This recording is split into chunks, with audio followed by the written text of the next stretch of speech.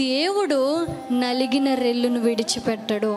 నలిగిన రెల్లు అంటే బలహీనమైపోయిన ఘట్టము, చాలా బలహీనతలకు గురైపోయిన ఘట్టము, చాలా బలహీనతలను ఎదుర్కొంటున్న ఒక మనిషి అన్నమాట నలిగిన రెల్లు అంటే. అలాంటి వాటిని దేవుడు విడిచిపెట్టడు.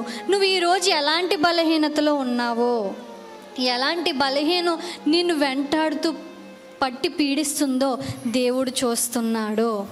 దేవుడు అంటున్నాడు కదా, ఎలాంటి బలహీనత అయినా నిన్ను ఎలా బలహీనం చేసేసి ఎలా నలిపేస్తున్నా అది అనారోగ్యమే కావచ్చు, ఇంకేదైనా కావచ్చు. నీకు తెలుసు కదా, నేను చెప్తుండగా నీ హృదయంలో నీకు గుర్తు వస్తానే ఉంది కదా, దేవుడు నీకు చూపిస్తున్నాడు కదా అది ఏది నిన్ను బలహీనపరిచేస్తుందో, దేనివల్ల నువ్వు నలిగిపోతున్నావో నీకు గుర్తు వస్తానే ఉంది. దేవుడు చెప్తున్నాడు కదా నీతో, నలిగిన రెల్లులా అయిపోతున్న నిన్ను విడిచిపెట్టను.